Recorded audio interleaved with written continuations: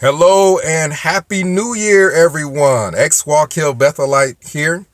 I'd like to talk about why I think religion is so widespread and why cults are so dangerous. And the reason why is because the human mind and how the human mind functions. Oftentimes, the human mind functions off of general ideas and concepts.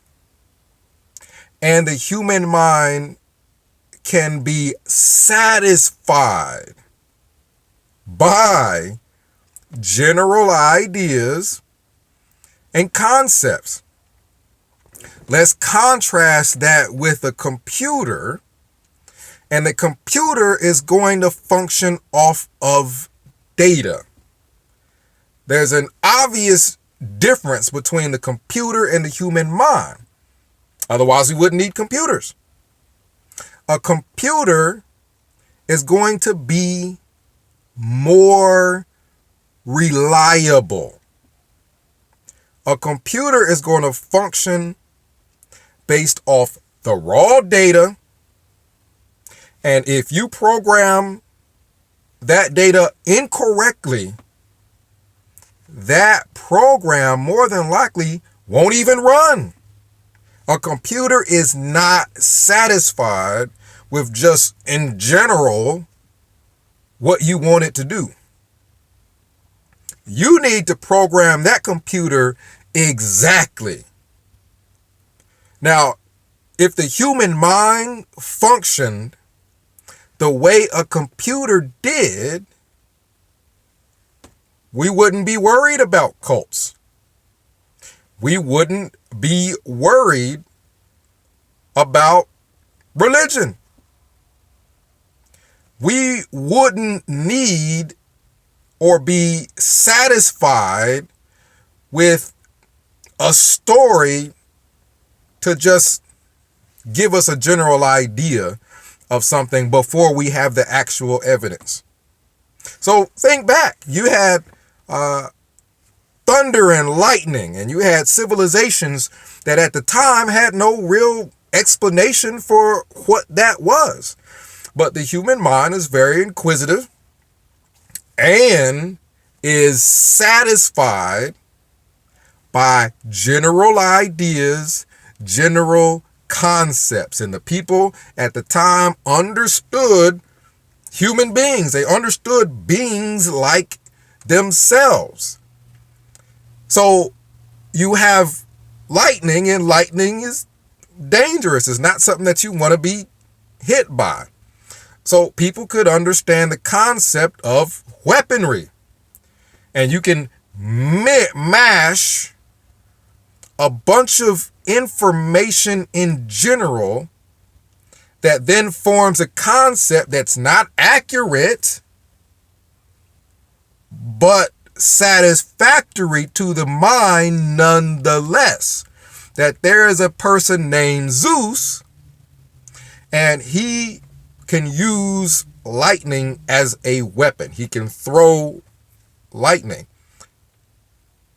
And that satisfied people. That was part of the stories of that culture. And you can go all around human civilization, and you have the same thing. Why? Because our minds as human beings, it doesn't matter what race, it doesn't matter what culture, it doesn't matter what part of the world you're from, your brain functions the same way as everyone else's. And that is inquisitive, wanting information, but being satisfied with inaccurate information. Just give me a general idea. Just give me a general concept. And I'll mash together a bunch of information, some of it true. Yeah, there are such things as human beings. Yes, lightning is dangerous. 2 bits of information that are accurate, mashed together to come up with a concept that is very inaccurate. That there's a human being named Zeus that's his weapon. You can go to Egypt. You can go anywhere in civilization. And you're going to have some of that. People trying to figure things out. But the human mind, the weakness of the human mind is that it's satisfied with general concept. It's satisfied with not having accurate information and will then use that as if it was accurate. Obviously, the strength of the human mind and how we are all living and going about our daily lives is that we don't necessarily need a program. We don't need complete and total accurate information about everything. And we can still function based off of that. But the problem is that religion and especially cults manipulate that part of the mind. Manipulate what could be humans' greatest weakness. And a cult takes it to an extreme. So religion, you generally have stories and concepts that satisfy humans with regards to death, with regards to how we got here. And they are coming from what is thought of as an authoritative source, such as the Catholic Church, such as the Baptist Church. A source where there are schools, seminaries, study, and that study for the main populace reaches what we feel is adequate. A priest may have X amount of seminary training, X amount of college. We believe that amount is accurate for them to carry out their duties and their religious services. One difference between a cult, and this is where the cult gets dangerous, is just like a religion, the mind is satisfied with general ideas, and you have what is called information bias. So concepts that feel good to us, we're already prone to grab hold of concepts and general ideas. But if that concept or general idea connects with good emotion, it makes us feel good, we're even more prone to it. So a cult is different from a religion only in certain aspects. The religion manipulates the human mind, and it's wanting answers and not having answers. It's not satisfied with that, but it'll give it general concepts and ideas, and it doesn't have to be accurate, and we're satisfied. And information bias. Oh, this sounds good, so I'm going to want to believe it regardless of whether it's accurate or not. A cult is going to use those same things. But a cult generally doesn't satisfy the general populace's view of what is authoritative. It doesn't generally satisfy what we think of as a trained religious clergy person. See, a cult may not necessarily spring from someone who has had the highest amount of seminary training, theological training. These people that have gone to school, gone to college, and studied everything that's available in the realms of religion, they're going to have differences in opinion, but those differences are probably going to be, there's probably going to be more things they agree on than what they disagree on. So you're going to have Baptist church, you're going to have Pentecostal church, there's going to be slight differences, but in general, you're going to get a lot of similarities.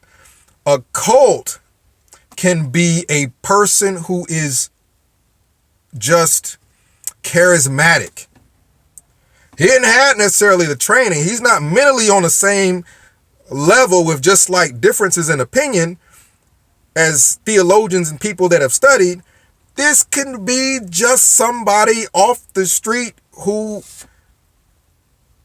may have had a dream and he thought it was real, or she thought it was real, and they are just very persuasive. A cult can be started by someone who is just persuasive. And oftentimes that's why people look at cults as something started by one particular person. That you have your Joseph Smiths. You have people who were very persuasive, and with Mormonism, when you get into it, a lot of it is feel good. When you get married, you're going to be married in heaven. You're never going to separate from your mate. When you go to heaven, you're going to be able to create worlds just like it's a lot of sound good, feel good stuff. So it's a person being able to manipulate the human mind. It doesn't matter if they've had training in religious seminary. It doesn't matter if they've had college, had school.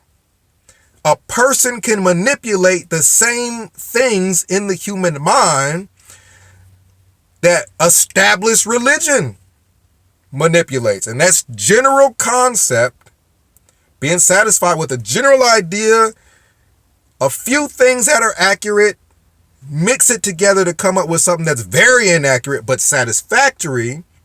And if you add information bias, or just, I want to hear something that makes me feel good, and you add a lot of feel good, then anybody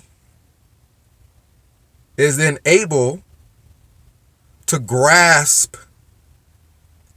other people's minds using that method. It seems very much that all religion is just capitalizing off of the general understanding that people want to be comforted.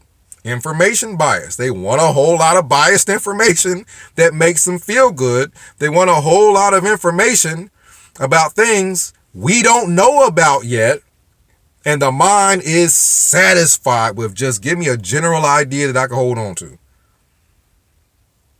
The problem then comes in when anybody can do this to another person or another group. And that's what's happened with Jehovah's Witnesses. You have C.T. Russell, and comment down below. I read all the comments, and sometimes there's corrections in those comments, and that's good. So comment down below. You have C.T. Russell, and you had him in connection with a group that was trying to figure out the end of the world. Concept. See? We read in the Bible about the second coming of Christ. We read in the Bible about there being an end to wickedness.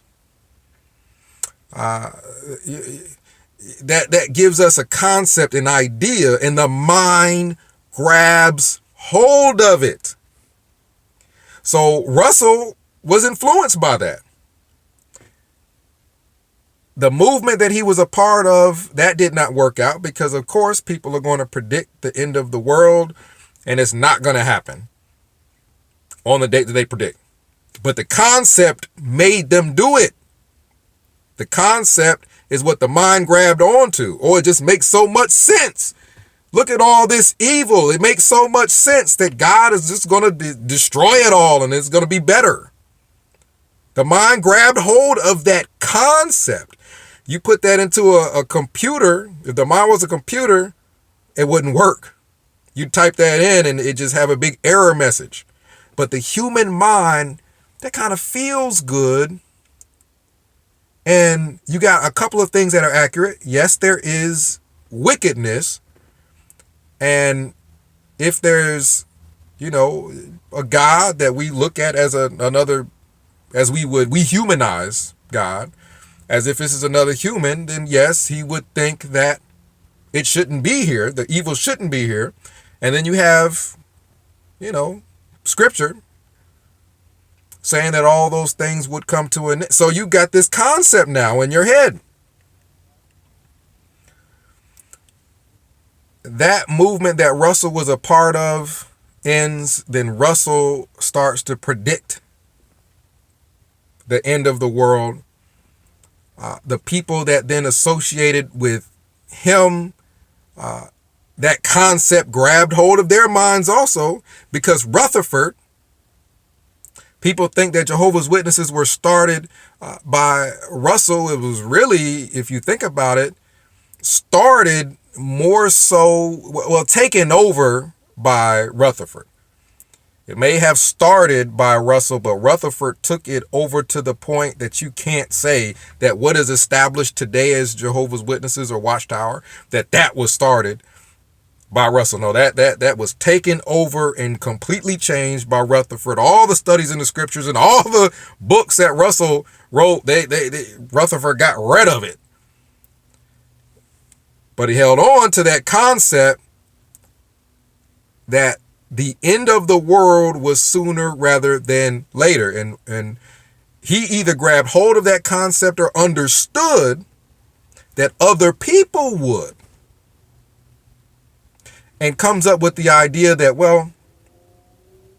Bible talks about a resurrection, right? The human mind is like, yeah, makes sense. People are dead. We want them back. Feels good for them to be back. Resurrection, right? Concept stuck in the mind. Rutherford says, give me money so I can buy a mansion so that these people will have a place to live when they're resurrected. Now, you wouldn't know when they would be resurrected, but again, that concept never died. The concept is powerful. One thing we know about a lot of civilizations is their religion, and their religion is just generally concepts that are fillers in the mind for things we don't know yet. Those concepts are powerful. They last generation after generation after generation because that's how our minds work. So people buy into it because even after Russell's dead, that concept is still there. The end of the world, people coming back from the dead, it's happening soon. So you have Beth Serene, which was bought in San Diego, and Rutherford was able to buy Cadillacs, from my understanding, and all kinds of things based off of these people's concept, the malfunction in the human mind that was inaccurate. But it felt good, and it was a place filler for things that we didn't understand. After Rutherford, you have more predictions. People are still stuck on this concept. Evil is here. There's going to be, it makes sense that there would be an end of it, Makes sense that God would want there to be an end of it. Information bias, we're looking for solutions like that. It's right here, and so we read it. So then you have other predictions, but then you have 1975. Jehovah's Witnesses thought that the end of the world would come then. Of course, they lie about it and everything now, but it didn't come.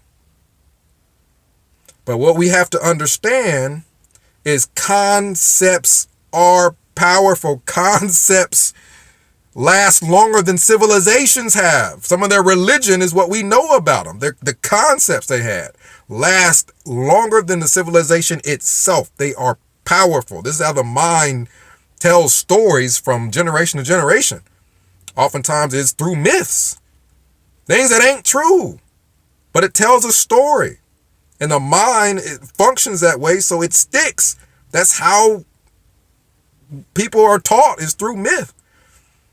So that concept that the end of the world is sooner rather than later stuck. Even after 1975, the prediction failed. Jehovah's Witnesses should not exist. Watchtowers shouldn't exist. But concepts are so powerful that it outlived the false prediction. And then Jehovah's Witnesses still, they're stuck in trying to figure out when the end will come. Then you have the generation of 1914 that will not pass away before the end of the system. Sounds good. It satisfies the mind, the concept that there's going to be an end to everything that's bad, right? So it satisfies the mind. It's not necessarily in the Bible, but that's information bias, right? We kind of want to know when it'll be. So we favor that information. So even though it's not in the Bible that generation is the generation of 1914, it satisfied everybody. So they rolled with that. That failed. The whole generation of 1914 got to be dead by now. Concepts still here. The flaw in the human mind. Concepts and information bias. We still want to know when it'll be. It's still right there in the Bible, so the concept is here because it's right there in the Bible. And we still want to know when. We're infatuated with when it'll be, or Jehovah's Witnesses are. So then they have a teaching overlapping generations. The concession or consensus, I can't say the word correctly, but consensus, there it is that makes no sense. Overlapping generations make no sense. But JWs are so stuck in this concept that it'll do. And you also have information bias because Jehovah's Witnesses, the people in general, don't have identity. A lot of these people don't have a personal identity. So they use Jehovah's Witnesses, that title, to make themselves feel good. Information bias. They're biased towards anything that would make them feel good. So no, God wasn't talking to Watchtower when those things were mentioned in Hebrews. As a matter of fact, in the last video I mentioned it, and it's in Isaiah, I believe, and Hebrews. But Hebrews, if you read the verses prior to it, you know it's not Watchtower because it's talking about the opposite of what Watchtower does, which is making predictions that come true. So there's no way you're talking about Jehovah's Witnesses or Watchtower. However, again, that's what makes religion so effective, because it's speaking our language. It's speaking the language of the human mind. That's concept, general idea, information that we're biased to anyway. And for whatever reason, our curiosity is satisfied through stories and myths and things that aren't even necessarily true. So imagine you get a group of people that understand this That's how the mind works. And they understand that people will follow a religious group regardless of whether or not they have credentials. And then you end up with people following anybody. Knocking on your door. It's Jehovah's Witnesses. Who are they? Just random people off the street that read a watchtower and it sounded good to them, and now you're about to base your entire life off of what they say. So comment down below. Let me know what you think. Believe it or not, atheism, that became a concept. We can get into that later, but just almost everything becomes in our minds a concept, a general idea. People have a concept or a general idea of what atheism is, or not necessarily believing in a deity. And it's weird because I think what a lot of people believe atheism is, and you comment down below about this, is the saying that there is no divine, there's no God. There's nothing like that. That's where I think it becomes a concept, because again, it becomes a filler for something we don't know. We don't know that we're pretty sure there isn't a Zeus, because we know that, how lightning gets here. But we don't know, outside of just the general guesses that a lot of civilizations and mankind have done so far. Outside of those guesses, we don't know that there isn't anything like that. We know that we're alive, and we know that this car and the design of this park and everything that we see that's designed, for the most part, wasn't necessarily created, but designed by something. So it does make sense that when you come to the human mind and the eyes and the ears and you're starting to get into things that are so complex, it makes sense that there may have been something engineering humanity. And that's where you stop if your mind kind of functions as a computer. But because our minds function on concepts, we jump to, there must be God. You jump from eyes, mouth, ears, nose, fingers, complex, God. You know what I mean? Or you jump from suffering and some people are born blind to no God. You know what I mean? Just jumping to conclusions based off concepts. And it's interesting, and I believe that is why religion is so powerful, and that's why cults are so dangerous, because people will do what they are told based off of anything. That's the cheat code to the human mind, is cults and religion, and that unhacks the mind, and then you can then tell that person to do anything, because you just tell them that you're the authority. You're the spokesperson for God. Then they didn't listen to anything that you tell them.